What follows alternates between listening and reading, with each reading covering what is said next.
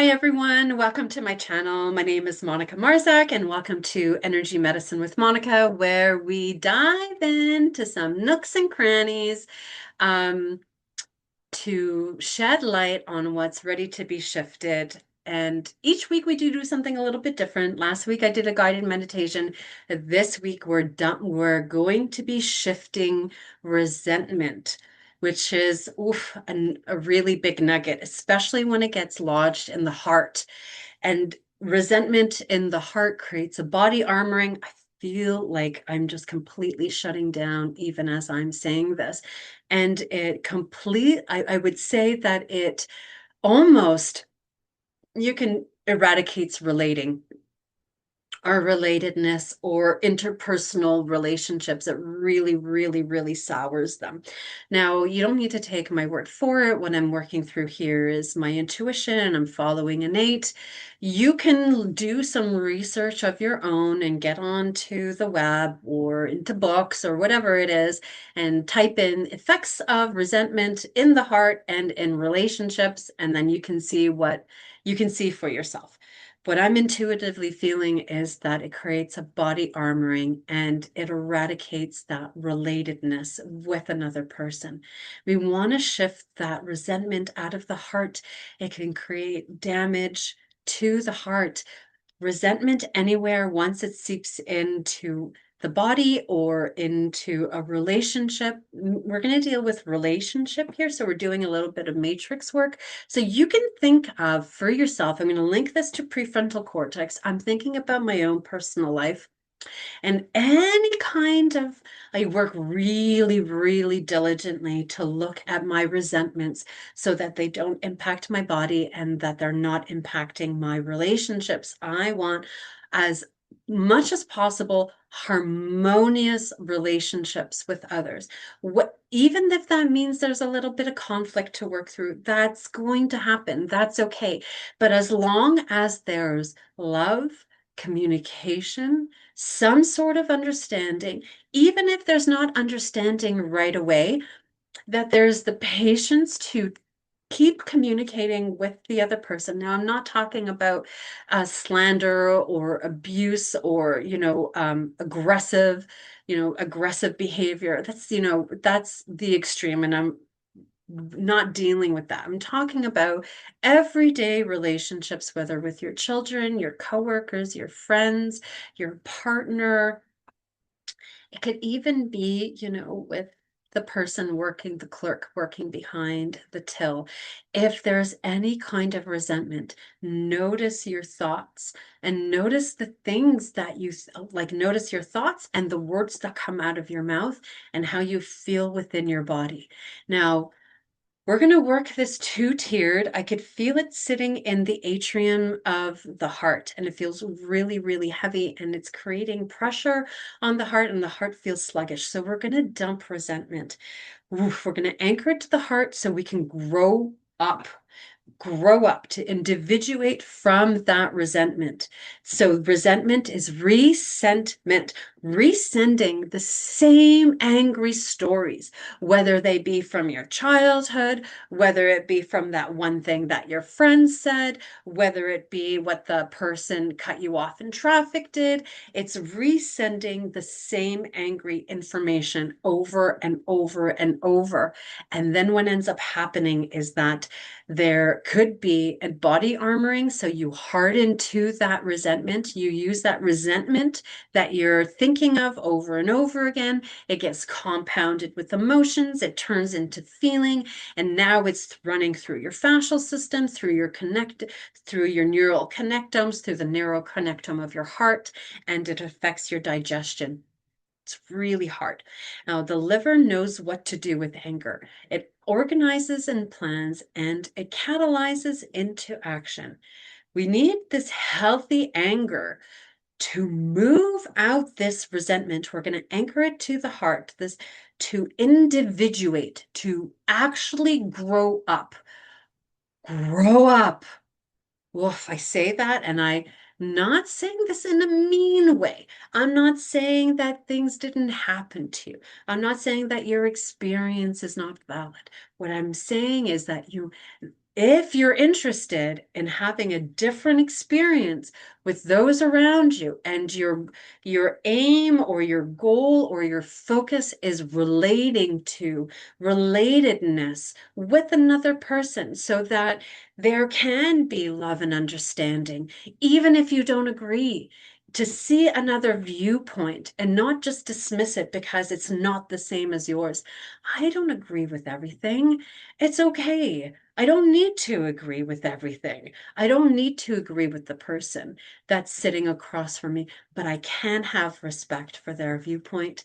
I can have empathy and feel with them. I can have compassion and I can have some kind of understanding for the thing that they're going through. Whew, a little bit of connection goes a long way. Okay. And so when I say grow up, what does that mean? Well, at this point, you take responsibility for yourself, not looking out there expecting the other person to take responsibility for themselves because they may or may not be in that place. And that's okay. You take responsibility for yourself, your feelings, your emotions, the words that you've said, your experiences. Whew, there's a shift. And that helps to shift blame victim consciousness. And we don't want blame victim consciousness sitting in the heart and pulling at all those active memories sitting in the heart, all of those heartstrings that say, poor me, poor me, poor me, and would affect the other, right? Right, here we go. I'm feeling a little bit dizzy. So just take a nice breath here because there's a lot dumping. We're dumping this pathological consciousness of resentment, all of those built up angry stories that block you from having relationship, having relatedness with someone else. And also, it could be internalized for yourself. You know, you can go back and resent yourself for something that you did years ago and beat yourself up for it. You know, even if that anger is turned inwards, it's still damaging. It's still damaging. So just hold on to the heart. I'm going to bring in diaphragm, small intestines, and we're going to just dump these angry stories. And I could hear, because I'm tuning into the world. Yeah, but look at all of these things that this person has done to me. I'm not saying that you haven't been wronged. I'm sure somewhere along the line, someone's wronged you, just like, you know, the person crossing the street has been wronged. You can say, oh, they intended to. It's impossible to know what someone's intention is. It's impossible to know what someone's intention is unless you ask them, what was your intention?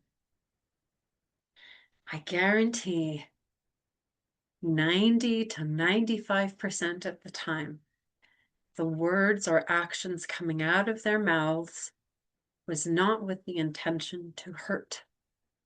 Most people are not psychopaths unless they're clinically narcissistic or clinically diagnosed a psychopath. And it's such a small percentage of people. You know, it happens all the time. Let's say you're going to the grocery store and you accidentally cut someone off with your cart. I've done it many times. I need a driver's license for those shopping carts. I swear, like I need a driver's license for those things. I bump into people all the time. And it's not because I'm intending to bump into them. I'm somewhere else. I'm thinking I can't. I have trouble multitasking. If my phone's ringing and I'm looking at an item on the grocery aisle, and then someone's in front of me, I sometimes hit their ankles. I'm like, oh my God, I'm so sorry. I take responsibility. My intention was not to bump them. Now, if the other person comes at me and says, yes, you did, well, now that's their responsibility. Oh, there was a nice gurgle there. And so we're doing a differentiation, right? If someone comes and says, yes, you intended to hurt me. Yes, that was your intention. Even though I said, I'm so sorry. I just wasn't looking where I was going. I got a little overwhelmed. I was on the phone and multitasking, looking at the grocery aisle. I'm really sorry. I did not mean to run over your ankles. That was not my intention. And if they come and say, yes, it was, you did it on purpose. Now that's their story. Now that's their responsibility. Now their feelings, their actions, their choices, and what's going on for them in their life, their story, that's theirs. So we're going to run a differentiation here. Ooh, to separate what's yours and what's somebody else's. Oh, that feels really good doing that. All right. I'm going to tap this in. What are we doing? So this is a lot of heart work in here. We're dumping resentment out of the ventricles, dumping the active memory from the heart that pulls on those heartstrings to say, yes, I know what your intention was. And then doing a defrag or a differentiation between what is yours in the sense of what is yours to take responsibility for, and then what is somebody else's responsibility. Whew. All right. Thank you so much. That felt really great. I would love to hear your feedback. Let me know if you've noticed any shifts. I feel a lot calmer. I know it's hot where I am right now in Canada, but it feels like a different kind of burning off happening. So it could be some of my own stories burning away, or that anger moving those resentments out of my body, which is great as I work really diligently to make sure that I'm not holding on to any grudges or any resentments which would cloud the quality of the relationships that I have with the people that are so dear to me. All right, friends, thank you so much for being here. If you liked my content, please like, share, and subscribe. It helps the algorithm. And let's get healing out to the world. See you all next time.